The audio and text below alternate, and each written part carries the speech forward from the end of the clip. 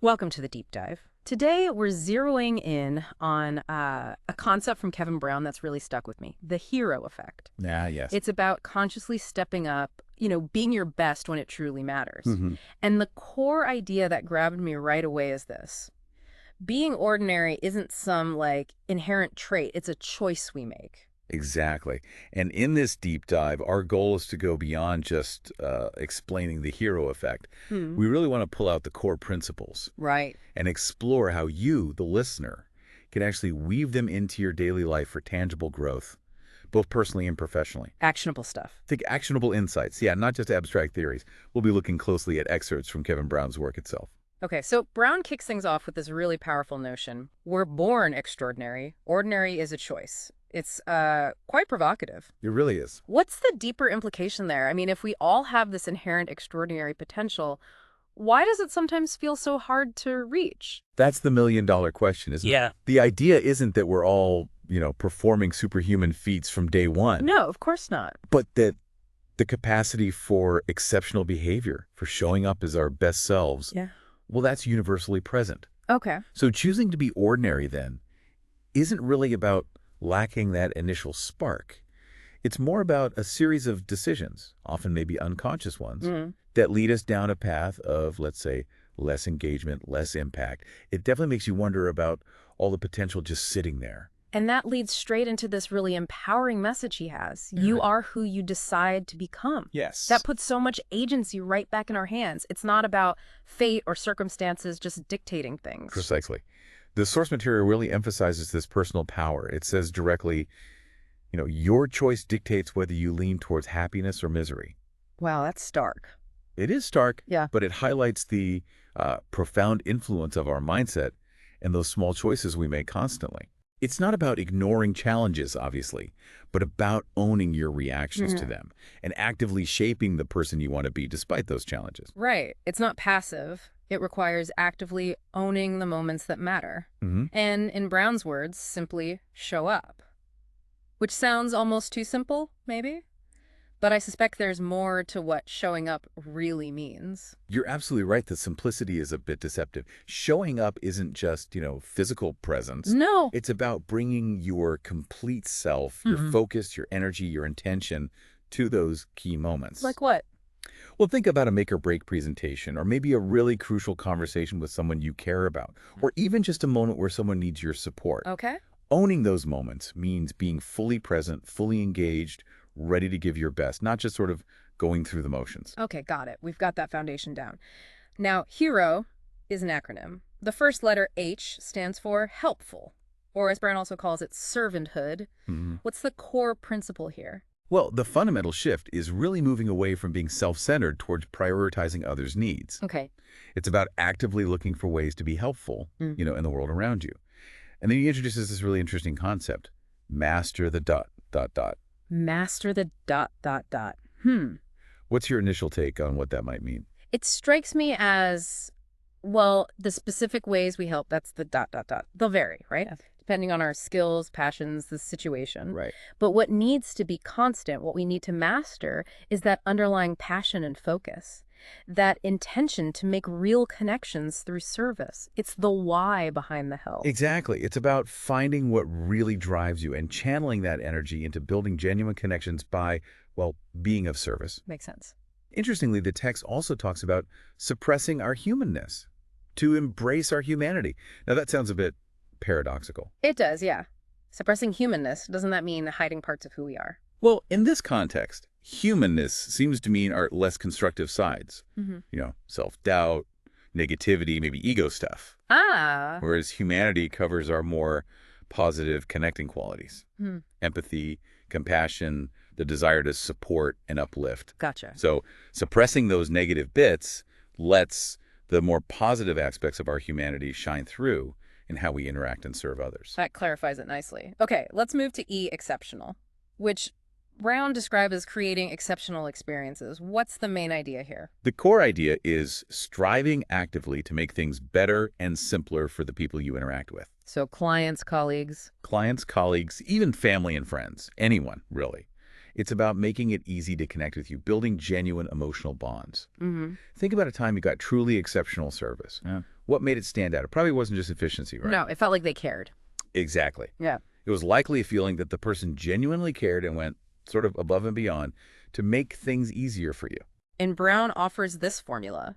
Excellence is the product of confidence, competence, and countenance. How do those three fit together? Okay, so confidence here is that inner belief. Your belief in your abilities, your capacity to deliver. Right. Competence is, well, having the actual skills, the knowledge, the experience you need to do the job effectively. Makes sense. And countenance.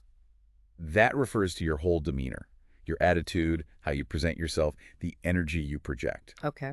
And all three are crucial, and they're linked. You might be super competent, but if you lack confidence, it could really undermine how people see your abilities. True. Conversely, loads of confidence without the competence.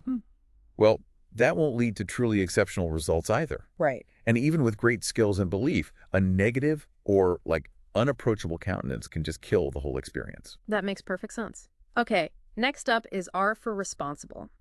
This seems pretty straightforward, taking ownership. But what specific areas does Brown focus on for responsibility? He specifically highlights taking responsibility for your attitudes, your actions, and then the outcomes or results that follow. So, the whole chain. The whole chain, yeah. It's a really comprehensive view of ownership. It's not just enough to be accountable for what you do. You also need to own your mindset leading into those actions and the consequences that come from them. It loops back to that personal agency idea. Recognizing your influence. Exactly. Recognizing the significant influence you have over all these parts of your experience. Okay, and finally, we have O for optimism, seeing life positively. Sounds nice, but how does optimism work as a practical principle in the hero effect? Yeah, it's more than just thinking happy thoughts. It's a proactive stance. Brown emphasizes viewing life through an optimistic lens, even when things are genuinely tough. Right. He talks about acting in spite of your fears and insecurities. That's key. Not denying them. Not denying them, no, but refusing to let them dictate your actions or paralyze you. And that phrase, be bigger than your problems. I like that. It really captures that resilient, solution-focused mindset. It's about your ability to rise above challenges. He even suggests optimism can change your luck. That feels a bit wishful thinking, maybe. Yeah, maybe on the surface. But think about the practical side. Optimism often fuels more proactive behavior, right? Yeah, I guess so. More persistence when you hit setbacks. A better eye for opportunities that someone more pessimistic might just miss entirely. Okay, I see that. That shift in perspective and the actions that follow can actually lead to different outcomes, which might feel like better luck. Right. He also stresses focusing on solutions instead of getting bogged down in why something can't be done, which is inherently action-oriented. So pulling all these hero elements together, helpful, exceptional, responsible, optimistic, what are some of the big takeaways, the really actionable insights? Well, one powerful idea that really comes through is the privilege involved in leading, loving, and serving others. Privilege, interesting. Yeah, the text underscores how important it is to actively support others in chasing their big dreams, achieving great things. And this isn't just for bosses. It applies anytime you can influence or support someone. Another huge takeaway is just the power of consistency. Showing up again. Showing up consistently, yeah. That commitment to keep making a positive impact, even in small ways. It's the buildup, the cumulative effect of owning those moments that really makes the difference. And the emphasis on bravery is really noticeable, the call to dare to act. And even, I think he says, breathe life into those who can't seem to catch their breath. That's quite an image. It is. It speaks to the proactive, often courageous nature of living this hero effect. It's not about waiting for the perfect time or for someone else to tell you it's okay. Right. It's about taking initiative, inspiring people through your actions, even when it feels hard. And then there's that key point about using your unique talents. Leveraging what you're good at? Exactly. Using your unique talents and abilities to create value, to innovate, to simplify things for others. Ultimately, offering a sense of hope and possibility. That's a pretty profound way to think about your contribution. There's also this quote that really jumped out at me. In the absence of an outstanding experience, attitude, or commitment, organizations are reduced to competing solely on price. Yeah. How can we apply that to ourselves personally? Our own value? Well, if you connect that to your personal value proposition, Right. it suggests that if you're not consistently bringing something exceptional to the table, Skills, attitude. yeah, your skills, your positive attitude, your commitment, then you risk being seen as, well, interchangeable. or valued only on the most basic level, like price in a shop. Cultivating those outstanding qualities makes you more valuable, more memorable, harder to replace, really, in any part of your life. Now, Brown also gets into overcoming limitations. He makes this bold statement, most of the things that hold you back is made up. That really makes you stop and think. It really does. And it challenges us to look hard at the self-imposed barriers we often build. He suggests many obstacles are internal fears, doubts, limiting beliefs, rather than, concrete external things. And he directly tackles critics. Yeah, what does he say about them? Basically that letting their negativity stop you is ultimately your choice. You choose whether to give it power. And the idea that to get different results, you have to do things differently seems obvious, but... But it's so easy to get stuck in the same old ruts, right? Total. He stresses the absolute need for continuous growth. That means actively challenging your own thinking, learning new skills, building new, better habits. It's dynamic. Exactly. He frames it as you're either actively moving forward, learning, evolving, or you're inevitably sliding backward. There's no just standing still, no true stagnation. That's a compelling way to put it. And then he talks about letting go of the past to embrace the future, even suggesting we can rewrite the story of your life beginning now. That feels incredibly freeing. It is. It's about recognizing your past doesn't have to dictate your future path. You have the agency right now to make new choices, to actively shape a different narrative for yourself moving forward. Breaking free from old stories. Yeah, especially the limiting ones you might be telling yourself without even realizing it. Another powerful theme that comes up is connection and validation. Brown says everyone in your life craves validation and longs to be recognized for their unique gifts. That hits home, doesn't it? That basic human need. Absolutely. It speaks right to that core human desire to feel seen, to feel valued. Yeah. And he emphasizes actively making others feel they matter. How? By offering positive reinforcement, planting seeds of, positive ideas, principles, hope, genuine encouragement. Being intentional. Being really intentional in your interactions, recognizing the impact your words and actions have. He even says kindness and serving others should never be random. Your interactions should be very specific, calculated, and intentional about treating them well. Calculated kindness sounds a bit odd. Huh? Yeah, calculated might sound a bit strategic or manipulative. Right. But I think the underlying message is about being deliberate, thoughtful, making a conscious commitment to be positive and supportive, not just leaving it to chance or how you feel in the moment. Okay, intentionality over randomness. Exactly.